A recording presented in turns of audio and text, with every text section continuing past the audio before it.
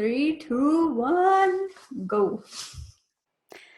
Welcome to this week's episode of Beauties Talking Business.com, where we are going to be discussing money and how to manage your money as a nail technician in the industry with your host, AnDrea Pettingill at Shine with Drea and JennyAHansen at JennyAHansen. Let's get started. Hello and welcome to Beauties Talking Business. We are your hosts, AnDrea Pettingill and JennyAHansen. And we're so excited today because we're talking about money, and money is an awesome thing to talk about. Don't you think, Jenny? No. Actually, yes. I am redefining my relationship with money as a creative entrepreneur to be healthy and freeing and flowing. That is so important. Take that in.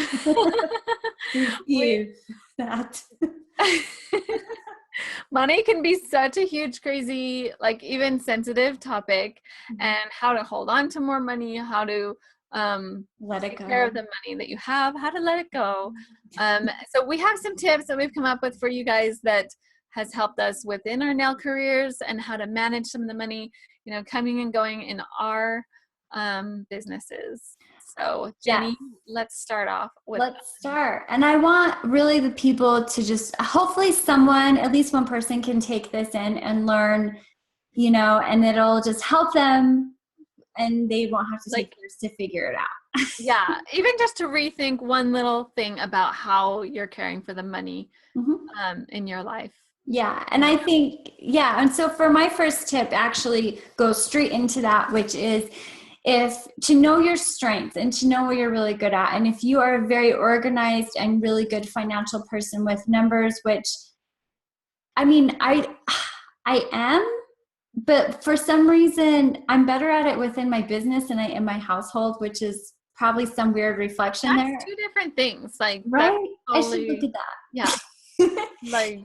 Wait, I don't know. But anyway, so just knowing, are you the type of person that can have the discipline to check in with your money, to know where it's going, to how much is coming in, what you can spend, how much is going to products, etc., all inventory, all of these things. If you have, your overhead, if you're paying booths, if you have your own salon, like, can you manage that? And if so, I highly recommend using QuickBooks. You can get a subscription online for like $10 a month. It's fantastic. You just mark personal or business, link it up to your tax ID number, and it does a lot of the work for you. But if that's not something that you either don't have the time to do or it's not a strength of yours, just know this isn't a strength of mine, and that's okay. And I'm not going to go into shame about it. And I'm just going to hire a bookkeeper. So that's my first tip. And that's something that you've done, right? Own it or hire it out. Yes. Yeah. I think that's cool. And I totally have an accountant. I don't have someone that's keeping my books like regularly, but that's something I totally want to have. Yeah. And I did. And I just manifested her into my space one day. She just kind of showed up and I was like, what? I need someone. I was like, okay. And so, and her prices were really reasonable. And, so it's been really good so far. So I just really recommend it because, doing things like not adding on that simple $2 nail art is really affecting me at the end of the month. And so it's good to have that insight every week or every month, however that's laid out for you. Yeah. What's one of your tips, Drea? So my next tip is about your tips. So it's about kind of something that I did and used when I was first starting out. Was this idea of taking all of the bonus money, so the tips from clients. So here I am asking for this much for a service, and then anything extra over that they give me as a tip is not something that I'm counting on, or that's part of what I'm deciding I'm worth. It's it's a bonus. It's a appreciation from them, and so I'm going to just kind of take it and honor it and be grateful for it. And being grateful for it, I'm going to just take that and save it. Yes. So please interject one thing right here. Yeah. And you probably already know what I'm going to say, which is when someone hands you over that tip, take it, receive it, and say thank you so much. Yes. None of this, no thanks. No, don't push it away. Don't You're push it literally away. pushing money away. Don't do that because it's offensive. It's offensive to the person. I worked with someone who would give deals to their clients all the time. Oh no, it's your birthday. This one's on me, or what, anything that would have, I would overhear things and I'd be like, she's Wow. like pushing away, even letting them tip her. And then they feel completely awkward. Yes. That they came all the way down there, that they sat the whole time, that you like put your kids in daycare so that you could be there and like do their nails, and then you won't receive anything from them. They feel the awkward, there is no value exchange, and they don't know what to do with them. So they beg, and then it's back and forth, and then you're like, no. Yeah, don't make your clients beg people. Please make them feel comfortable. They want to pay you, even if like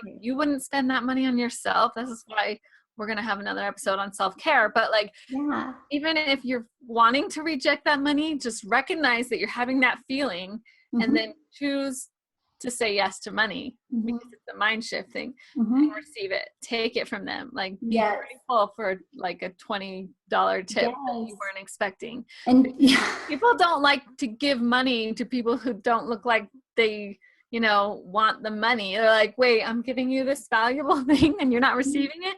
It's true. It's true. Totally. And sometimes we think, you know, if I don't have money, nobody else in the world does. Yeah, I know. So don't go there either. Like, dump everybody into that. Yeah, I don't know if you've ever had that experience where you tried to tip someone and they were like, no thanks, but it made me feel so like rejected and icky. Yeah, like, oh my God. Yeah, I wanted that to receive. And anyway, so I just totally had to like go there. No, but it's perfect. Tip on tips. Side note that is so important. Totally receive your tips, but having gratitude for your tips and kind of setting them aside and not like you spending them throughout the week was something that really helped me to save money, because I was able to, without wavering, like whether I would save this much or this little or whatever, no matter what, if it was a tip, it was saved. Like I literally took it home and put it in the safe. I love it. Right into it. And it was something that non-negotiable. And I did that for 5 years or something. Whoa. Yeah. Wow. And I bought my car, my last car from using. Like you literally just went in and you just like bought your car full out. With no, because my car was a little bit more. Practically. But it was it was more than, you know. So it was so awesome to just feel like I could just huge chunk of money going towards that. So yeah, like, and it wasn't like something that was hard to do because I'd made the decision once. And when you don't have to decide, you know, 6 to 9 times per day as clients are coming in, what should I do with this money? It's like, no decision. Like this part, because it's a tip, is going into savings, and this part is going towards my expenses, my, you know, everything else. I love that. And I need to be better at that. I'll put my tips in an envelope for the month, but then at the end of the month, it ends up kind of being this bailout money. Like, whoops, we spent too much money. So, but it's kind of like that's your decision of what you're doing with it. I know, but I want to change that. I want to change that. So if you want to change it, it's like now I get to make a new decision. And this is the new rule, but setting the rule is what's important, and then following the rule.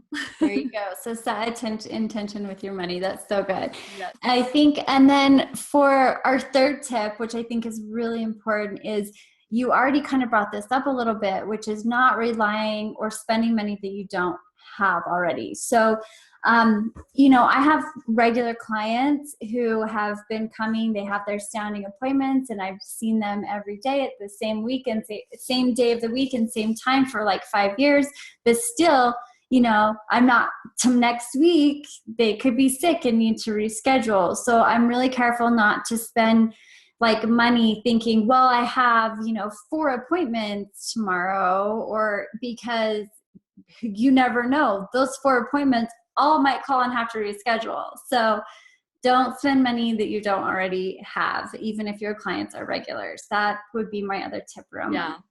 That's super important, especially as you start to have a regular clientele, as things like start to kind of flow and you can kind of start to predict your income and it's not as sporadic.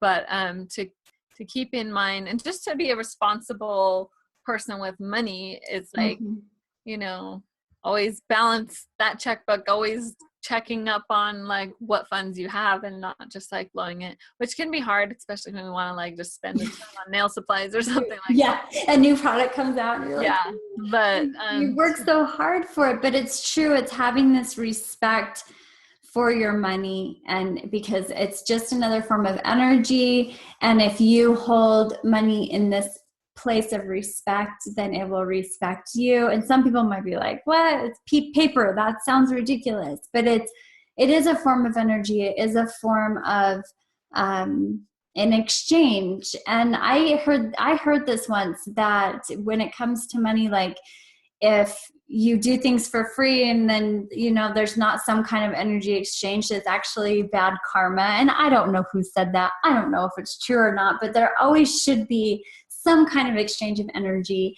And in, you know, with what we're doing in our jobs, that's the form of money, right? So that's the exchange, service for your money. So for their money, becomes your money. Anyway. So do you have any more tips to add on money? I think those are really good, to make sure you know your strengths, to use QuickBooks, or just make sure that you're managing your money every week and being responsible and disciplined with it, or hiring someone. And then you were saying to save your tips, set an intention for where things are going and to make sure that's very clear, which is very important and huge. And then also having respect for your money and not spending it before you have it. I think those are really good. Do you add anything, or is that it? One thing, just on something that you already talked about a little bit earlier about checking in every so often with what you're making, and with QuickBooks, that's something that I started being able to do more as I've been working with my QuickBooks, is to be able to just as at the end of the week kind of total everything up, because a lot of times, especially like me and Jenny speak to the independent booth renter or salon owner type nail technician who might just be their own boss, and then you take the money straight from your client and it can go straight into your wallet. And that can cause problems, because sometimes that money doesn't even get accounted for, even if accounting for it isn't important to you, subconsciously not knowing that money slipped right through your fingers and went to gas, like it's not helping you energetically like see the flow of money. So my point is to be able to check in, if not daily, then weekly, and to see exactly what you brought in, you know, just like you would see exactly what your expenses were going out.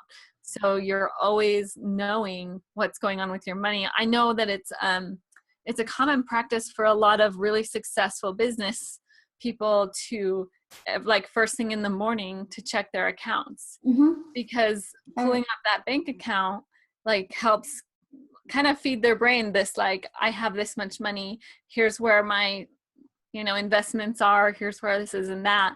In the same way, I don't know if you've noticed this, Jenny, but like when you're not, like, because I know I have for myself, like if I'm not doing good with money, I will like kind of put my head in the sand, and like I don't want to think about, I don't want to feel that shame, I just want to ignore it, and that's not really serving me, you know.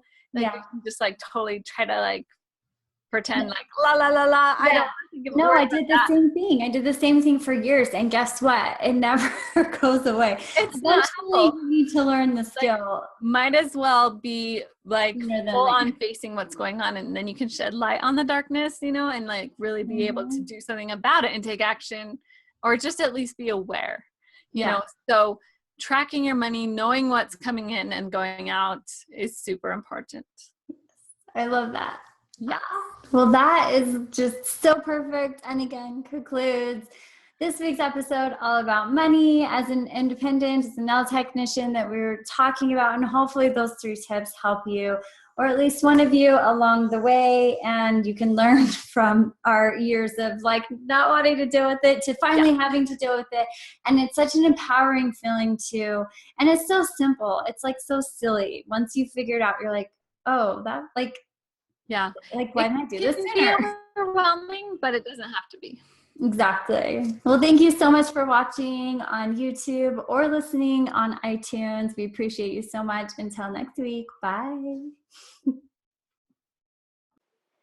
Thank you for watching this week's episode on money and managing your money with your host, AnDrea Pettingill at Shine with Drea, and JennyAHansen at JennyAHansen.